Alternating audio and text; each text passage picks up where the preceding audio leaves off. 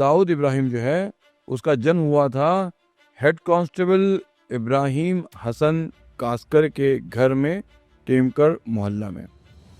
ये जो इब्राहिम हसन कास्कर थे हेड कांस्टेबल, इनके वालिद हसन कास्कर जो हैं वो मुमका रत्नागिरी का एक छोटा सा गांव है, वहाँ से आते थे।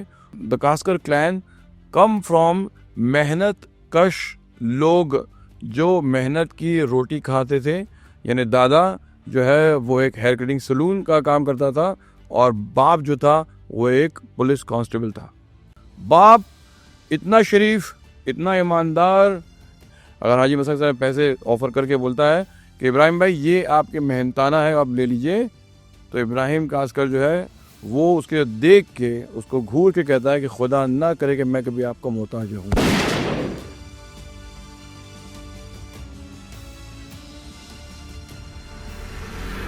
यानी गुर्बत थी इब्राहिम हसन कास्कर के यहाँ जो है, वो और उनकी वाइफ अमीना के मिल करके 10 बच्चे थे।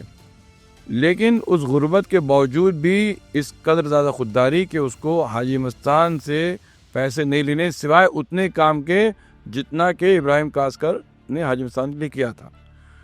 इब्राहिम को पता था कि मस्तान जो एक स्मगलर है, लेकिन वो कुछ काम जो है वो लीगली भी किया करता था, कस्टम से कुछ चीज़ें क्लियर करना, फाइलें मूव करना।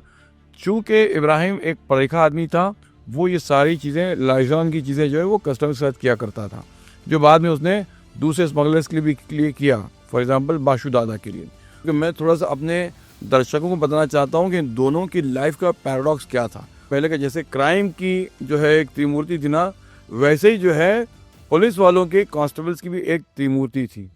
एक था यूसुफ हवलदार, एक था आदम हवलदार और एक था इब्राहिम हवलदार।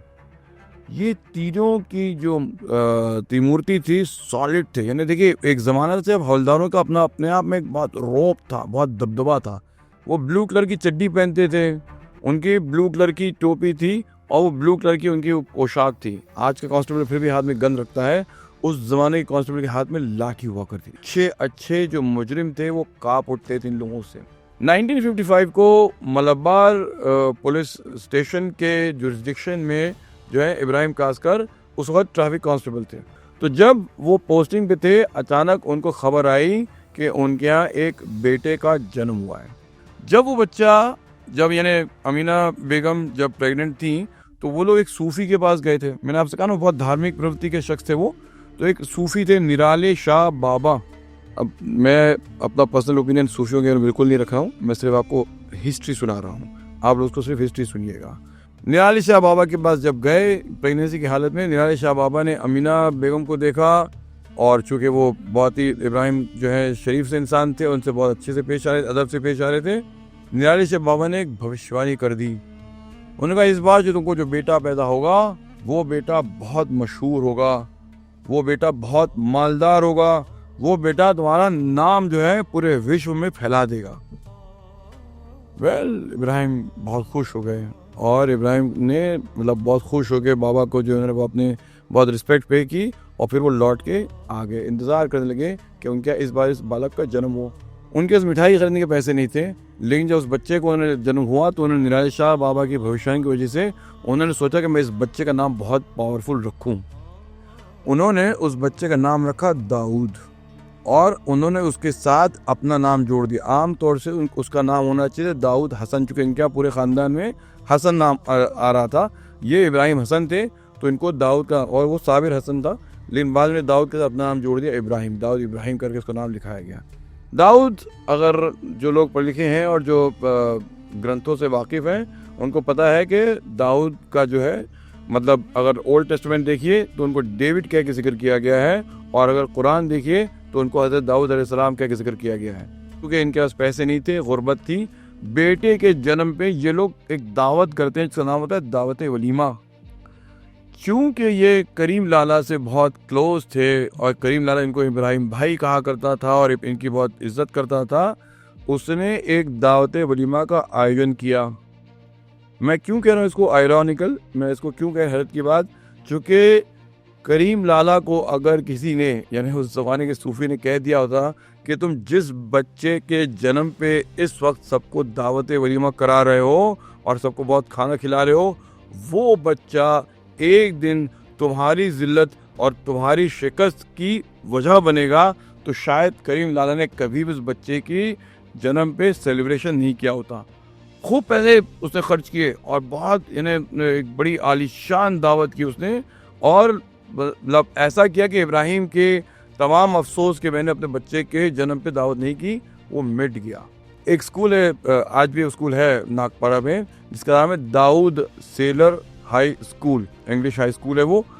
दाऊद को इब्राहिम कास्कर ने एक इंग्लिश मीडियम स्कूल में भर्ती किया। एज ए सेड कि उनके इनकम बहुत अच्छी नहीं थी, लेकिन वो उस बाबा के कहे मुताबिक दाऊद को बड़ा बनाना चाहते थे, दाऊद को फेमस बनाना चाहते थे, दाऊद को बड़ा करना चाहते थे। 6th तक उसने और साबिर ने पढ़ाई की। फिर आज का तो खैर मामला काफ़ी नरम हो गया है, उस ज़माने में स्ट्रिक्टनेस थी। अगर बच्चा जो है 4th 5वीं 6ठी तक भी पढ़ के अच्छे से नहीं पढ़ रहा है, नंबर नहीं ला रहा है, तो वहाँ के लोग जो एडमिनिस्ट्रेशन जो है वो पेरेंट्स को बुलाया करते थे। इब्राहिम कास्कर तक जो है वो कंप्लेंट्स पहुँचने लगी। इब्राहिम कास्कर अपने जॉब की वजह से और अपनी दूसरी मसरूफियात की वजह से, और उनका जो परिवार जो बढ़ रहा था, बच्चे और उनके जो छोटे से कमरे में टेमकर मोहल्ला के 10 बाय 10 फीट के कमरे में जो रहने लगे थे, तो उनकी जिम्मेदारियां, उनका डिप्रेशन, उनके चैलेंजेस, उनके प्रॉब्लम बढ़ रहे थे। उन्होंने साबिर और दाऊद, ये अपने दोनों बेटों की तरफ वो तवज्जो नहीं दी जो उनको देनी चाहिए थी, लेकिन उसके बाद भी बहुत हेल्पफुल आदमी थे, वो लोगों की बहुत मदद करते थे। और एक्चुअली मुस्लिम्स के अंदर एक सैयद जो फैमिली होती है, उनके लोग बहुत एहतराम करते हैं, यानी ये उनका अपने उसूल थे, ये उनके वैल्यू सिस्टम था उनके अंदर। एक पुलिस में होने के बाद भी और बावजूद हाजी मस्तान और करीम लाला और बाशु के साथ काम करने के बाद भी वो अपनी रोटी हलाल रखते थे, लेकिन उन्होंने दाऊद और साबिर को तवज्जो नहीं दी। ये लड़के बाहर निकलने लगे और इन लड़कों ने घर के अंदर जो इकोनॉमिक प्रॉब्लम्स थी और जो अपने बाप का जो तवज्जो न देना था, वो लोगों ने जो है वो नहीं दी। फीस नहीं भर पा रहे थे, किताबें नहीं खरीद पा रहे थे। इब्राहिम कास्कर जो है वो लोगों को डांट कर स्कूल नहीं भेज पा रहे थे। बच्चों ने अब स्कूल छोड़ के इनकी कंपनी बिगड़ गई। देखिए, जो सबसे पहली बात है कि हमेशा देखना चाहिए कि हमारा बच्चा कौन सी कंपनी रखता है, कौन से लोग उसके साथ होते हैं, किन लोगों के साथ उठता बैठता है। ये उस ज़माने में नागपाड़ा और डोंगरी के लोफर बच्चों के साथ साबिर और दाऊद घूमने फिरने लगे। ये टीनेज है, ये वो एज है जहाँ बच्चे बिगड़ते हैं। साबिर की एज जो है तकरीबन 15-16 साल की थी और दाऊद की एज 14 साल की थी। मैंने कहा था मैं आपको अपने सोर्सेज बताऊंगा। According to the records of Mumbai police, उस जमाने में एक थे इब्राहिम कास्कर के सीनियर जो थे पुलिस इंस्पेक्टर जनाब दस्तगीर बुरहान मलगी। ये भी कोंकणी थे, लेकिन ये पुलिस इंस्पेक्टर थे। उस वक्त एसीपी होकर रिटायर हुए थे, एसीपी मलगी नाम से। मलगी साहब ने मुझे बहुत सी बातें, उन्होंने कहा मैंने खुद कई बार फीस भरी है, उस बच्चे को पढ़ना नहीं था। इब्राहिम कास्कर को मैंने खुद कई बार लोन दिया, जो कि मुझे फैमिली बहुत पसंद थी। तो उनसे मैंने ये कहानियाँ सुनी। आपने अगर देखा इसी चैनल पे मैंने दाऊद के कुछ उन दोस्तों से इंटरव्यू किया है जो दाऊद को टीनेज से जानते थे।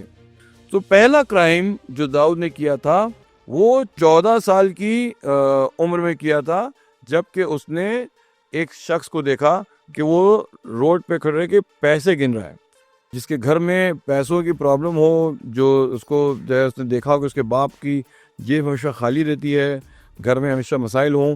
उसके लिए किसी आदमी का ऐसे बड़े बड़े 100 रुपये के नोट उस ज़माने में थे। आपने पुराने 100 के नोट देखे नहीं है, आज के 100 के नोट से अलग थे, बड़े से होते, चौड़े से होते थे और दिखने में आते थे। ऐसा बड़े बड़े नोट एक आदमी गिन रहा हो, दाऊद को देख करके उसके दिमाग में लालच आ गई।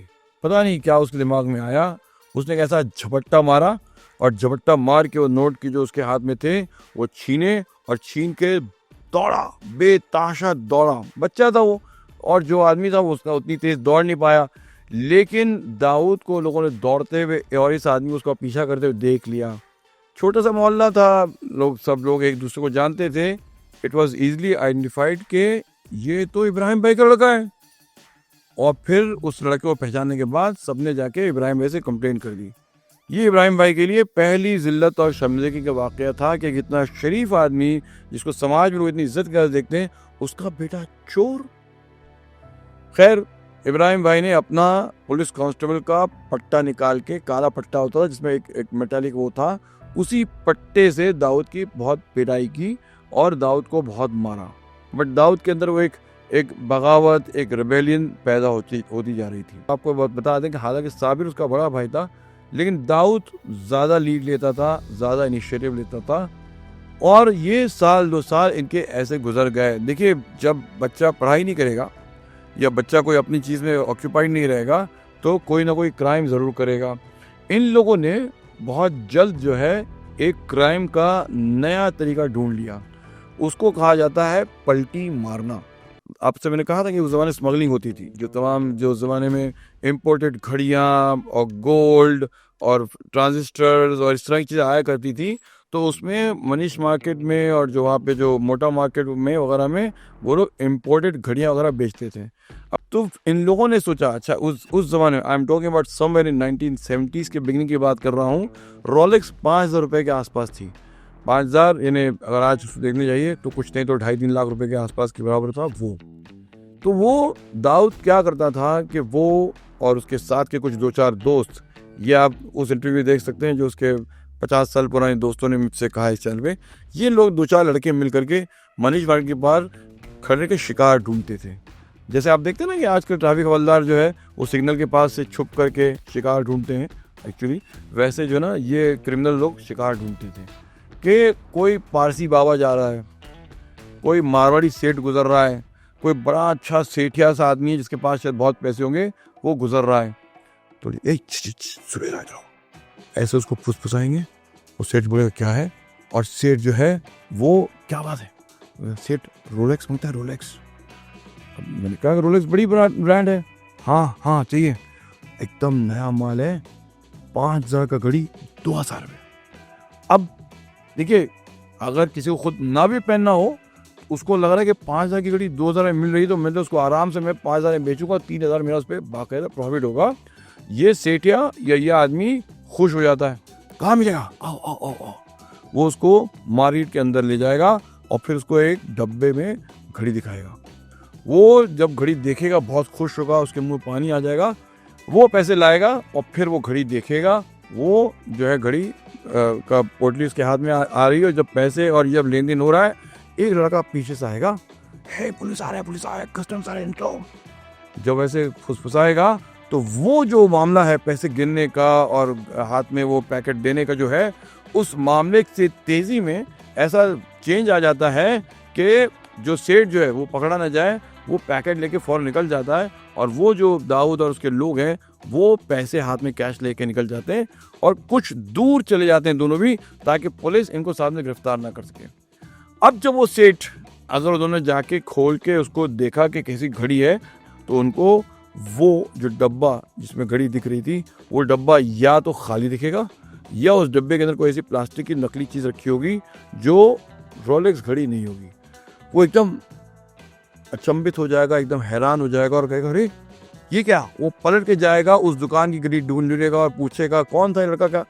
सब लोग यही कहते हैं हमको नहीं पता कौन, हमको क्या पता। ये इतनी मर्तबा हो गया और पुलिस में जाके एस्प्लेनेड पुलिस स्टेशन, जिसको आज़ाद मैदान पुलिस स्टेशन कहते हैं, वहाँ इतनी सारी कंप्लेंट लिखा दी गई।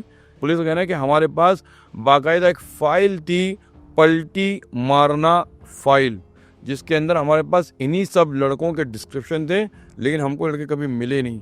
और इस तरह से उन्होंने हज़ारों रुपए जो है वो उन्होंने बना लिए।